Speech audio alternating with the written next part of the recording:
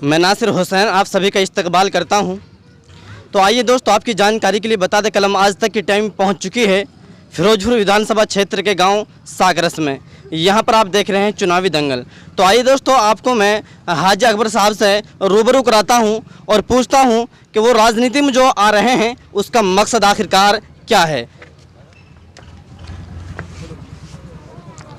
तो यही वो अकबर की चौपाल है जो यहाँ पर लोग बाग प्यार दे रहे हैं और सम्मान कर रहे हैं अकबर साहब का। तो चलिए हम आपको अकबर साहब से रूबरू करा रहे हैं। जनाब, जो आप राजनीति में कदम रख रहे हैं गांव साकरस में, तो इसका मकसद क्या है, क्यों आप राजनीति में आ रहे हैं? मैं इससे मेरा मकसद ये है कि जो अब तक जो राजनीति यहाँ हुई है वो सिर्फ बकवास राजनीति चलती रही। यहाँ आम लोगों के रास्ते रोके गए। आज तक जंगल की कोई दगड़ी क्लियर नहीं कराई हमारे सरपंच साहब ने। जो आदमी 20 साल से इस गांव पर राज कर रहा है, उन्होंने कोई रास्ता क्लियर नहीं किया, ना ही कोई बनाया है। फिरने का दगड़ा ऐसे ही पड़ा है। मैं इसलिए राजनीति मानना चाहता हूँ कि गांव तरक्की करे, गांव प्रोग्रेस करे और गांव में कोई झगड़े फिसाद जो हों घर बैठकर निपटाए जाएं ताकि लोग परेशान ना हो। देखिए, आपने अकबर साहब के ज़बानी अल्फाज सुन लिए। इन्होंने कहा कि जो मौजूदा सरपंच है उन्होंने गांव में कोई विकास कार्य का काम नहीं किया है। तो हमें इसी दर्द को लेकर हम राजनीति में कदम रख रहे हैं। तो आप खुद देख सकते हैं कितनी दर्द भरी आवाज़ अकबर साहब निकाल रहे हैं। तो जनाब, आपको जब ऊपर वाले ने कामयाबी दे दी तो आप जनता के लिए सबसे पहले क्या विकास कराएंगे? सबसे पहले मैं अपने गाँव में लाइट, पानी और स्कूल, इन चीज़ों को देखूँगा। एक हमारे गाँव में गर्ल्स स्कूल के लिए बड़ी परेशानी है।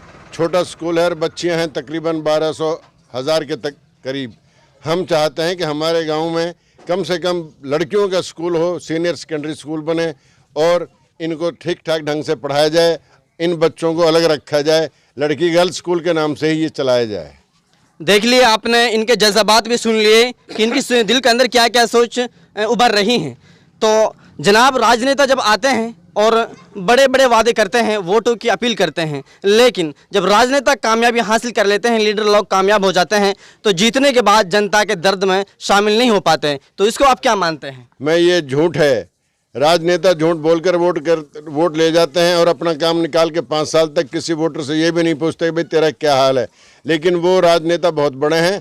हम तो छोटी सी राजनीति गांव में करेंगे, हर वोटर से मिलेंगे, हर वोटर के दुख दर्द में शामिल होंगे, हर वोटर से जो भी उसे कोई तकलीफ है उसको दूर करने की हम कोशिश करेंगे। हमारे लिए जिसने वोट दी वो भी वही भाई है और जिसने नहीं दी वो भी भाई है। जनाब, राजनेता जब कामयाबी हासिल कर पाते हैं तो जो वोटर लोग होते हैं वो छोटी छोटी बातों को लेकर सरपंच साहब के पास दर की ठोकर खाते फिरते हैं। लेकिन सरपंच साहब कामयाबी हासिल करने के बाद वो जनता की तरफ मुड़कर भी नहीं देखते। तो आप क्या ऐसे करेंगे या उनकी समस्याओं का समाधान लगाएंगे? बिल्कुल भूल जाओ आप कि हम उनसे ऐसा करें, ये तो झूठ है। हमें मिलना चाहिए। उन्होंने वोट का हम बदला नहीं दे सकते, वोट का एहसान नहीं दे सकते।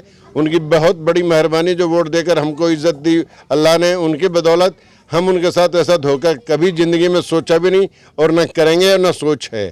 हम तो ये चाहते हैं कि जो वो हमारा वोटर है, चाहे वो हमारा वोटर है चाहे वो नहीं है, जिस भाई का भी काम है अल्लाह ने अगर इज्जत दी हम उसके काम आएंगे। चाहे रात के 24 घंटे में किसी वक्त बुला ले हमें, हम तैयार हैं। जनाब, एक बात और मेवात के अंदर हमें ख़ास तौर से पाई जा रही है, जैसा कि हमारे नौजवान ये सड़कों पे डोलते हैं और जिस तरीके से नशाखोरी बढ़ रही है, तो नौजवान अक्सर तरीके से देखे जा रहे हैं कि रोडों पे निकलते हुए ये नशा में धत्त हो जाते हैं। तो आप इसके बारे में रोकथाम के लिए क्या कहेंगे? सबसे पहले तो मैं अपने गांव के मौजूदान को इकट्ठा करके सबको ये कहूँगा कि भाई ऐसा मत करो, अपने बच्चों को संभालो, अपने बच्चों को पढ़ाओ, अपने बच्चों पर खर्च करो। दूसरे इसके साथ साथ मैं ये भी अपने भाइयों से कहूँगा कि रोडों पर बैठना अच्छा नहीं। जवान तबके को काम करके खाना चाहिए, अपने माँ बाप को सुखी रखना चाहिए। जनाब, आखिरकार आप कलम आज तक के माध्यम से जनता से वोटों के बारे में क्या अपील करेंगे? मैं यही अपील करूँगा कि भाई मुझे देख लो, मैं आपका हूँ, आप मेरे हो, मुझे वोट दो। अब तक मैं दो प्लान हार गया भाई, अब के मुझे वोट दे दो तो मुझे उम्मीद है कि मुझे वोट मिल रही है और मैं इंशाल्लाह जीतूँगा। यानी कि अकबर साहब का कहना है कि मुझे पूरा यकीन है अपनी जनता का कि मुझे अब की बार कामयाब करके लाएगी जनता। तो चलिए हम कुछ ग्राम वासियों से भी आपको रूबरू कराते हैं और पूछते हैं आखिरकार वो अकबर साहब के बारे में क्या राय देते हैं। जी, क्या नाम है आपका? शहीद अहमद जी मेरा नाम। शहीद अहमद जी, जो आपके गांव साकरस में अकबर साहब सरपंच पद उम्मीदवार हैं, तो आप इसके बारे में क्या कहेंगे? ये बहुत अच्छा काबिल है जी, जो हमने चुना है, पूरा गांव ने चौधरी अकबर को कि अब के इसको हम सरपंच देखना चाहते हैं। बहुत ईमानदार आदमी है ये।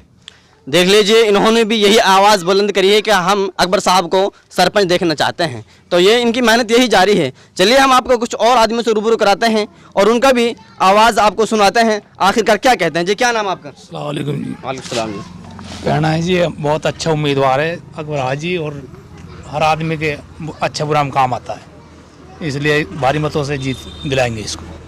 देखिए, इन्होंने भी यही कहा है कि अकबर साहब हर आदमी के दर्द में, खुशी में शामिल होते हैं, तो हम इसी को सरपंच देखना चाहते हैं।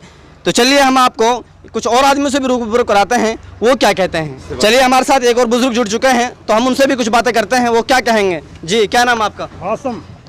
आसम जी, जो आपके गांव में अकबर साहब सरपंच पद उम्मीदवार हैं, तो आप इसके बारे में क्या कहेंगे? मैं क्या कहूँगा जी, ये बहुत ईमानदार आदमी है, बेलालिश आदमी है, 1 रुपया नहीं लेगा और गांव में विकास कराएगा बहुत बढ़िया, और बहुत बढ़िया ये पंचायत चलाएगा अपनी तरफ से। इंशाअल्लाह हम जिता के छोड़ेंगे।